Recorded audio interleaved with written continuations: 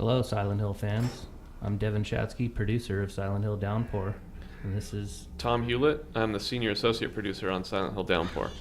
and we're going to be with you for the next 8 minutes and 30 seconds as we talk over this demo that you're trying very hard to listen to. This is footage from our demo that we're presenting at E3 this year. It's some select footage. You'll get a good idea of the feel of the game and the atmosphere. We'll try not to talk too much over it, but we'll chime in here and there as it goes along. For instance, this part right here. Yeah, this is one of our door mechanics. Instead of having a million different locked doors, which wasn't very realistic, we tried to do something more interesting. So in that instance, Murphy came up across a fence and there was a lock on it, and he had to find a weapon, in this case a crowbar, and then he used that to break the lock so he could pass through the door. Another thing you just noticed there with the ladder, with all of our action points now, instead of having to press A to climb or press A to open or whatnot, we've tried to make most of the action points as seamless as possible. So ladders or areas that you need to duck under or whatnot will just be automatic. It's all about immersion. So, having to press buttons every time you do something kind of takes you a little bit out of the experience every time. So trying to make that an integrated feeling and really play upon the immersion of the game. Yeah, Silent Hill as a series has always tried to maximize the immersion factor, because obviously if you're immersed in the experience, you're more likely to get scared. So, things like the sound, the graphics, the animation, the mature storyline, it's all supposed to be there and as realistically as possible to drag you into the game. Yeah, Vatra did a really good job of making our environments look really natural and obviously creepy, but they really dirtied up everything. And the most impressive thing is how none of the environments really look similar from room to room or whatnot. So you're not going to get that cookie cutter experience of you walk into a room and you recognize the same textures on the walls that you did 4 rooms ago.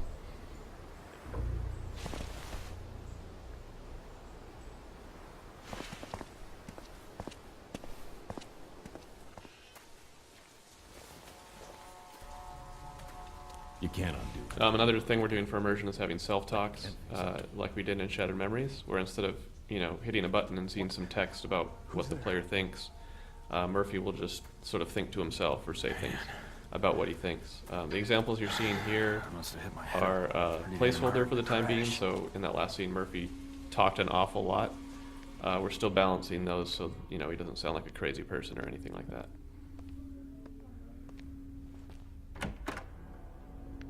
Hello? Anyone here?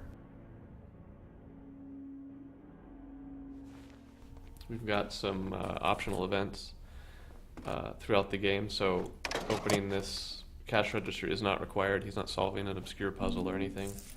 He just saw a jukebox and found some money in the register. And now he can play an old fan favorite. Yeah, we really wanted to let the player activate certain objects in the world and really get that immersion so that they can interact basically with any objects. You walk into a bathroom, there's a toilet there, and boom, you can use it. How did I know that? But you wouldn't want to, because that would be disgusting. Gas? And here Murphy notices a gas leak, so he thinks he'll be a good Samaritan and maybe shut that off.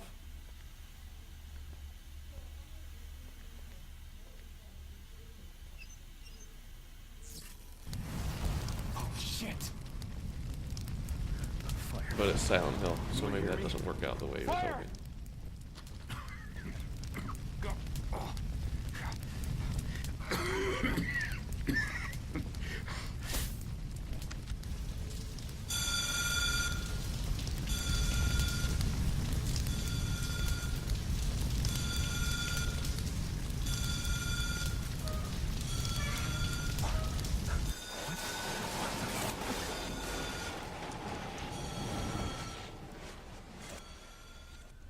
And there's our first Otherworld transition. You'll notice it had a lot to do with the water coming from the ceiling, and it did not in any way resemble the movie or Homecoming. We just want to make sure people notice that. Sometimes they miss it. It also looked nothing like Alan Wake. One key thing we try to do with our otherworld sequences in Downpour is think what you're doing change from moment to moment, so you never get too comfortable.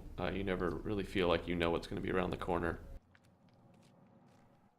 We've also have a slight homage back to the older games with a lot of fixed cameras interspersed throughout the environments, which you saw an example of back there.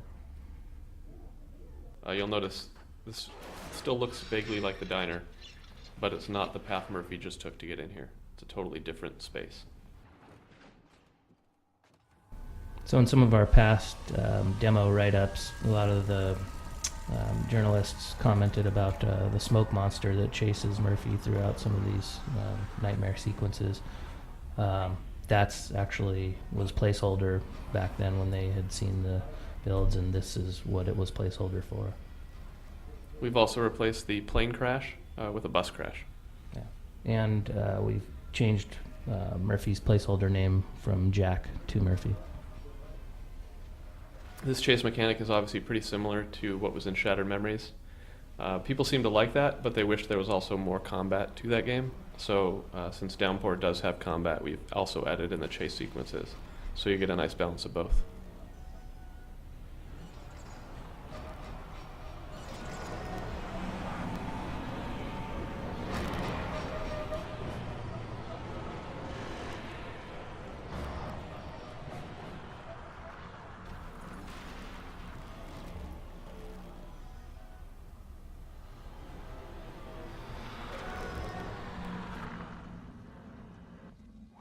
Going on here?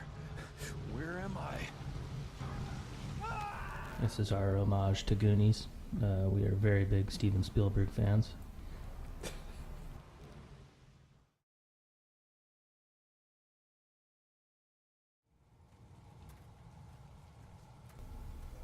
So what the?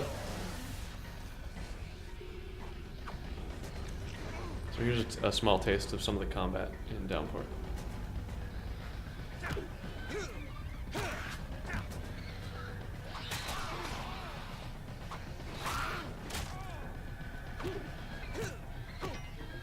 You notice Murphy's fighting with a crowbar here, but you can use objects strewn throughout the environments anywhere. So bottles, shovels, chairs, any object that you can find laying around is considered a weapon in Downpour. And you'll see instead of shifting through an inventory full of millions of objects, Murphy just walks up and picks up a weapon, so he can fight with whatever's in his hand.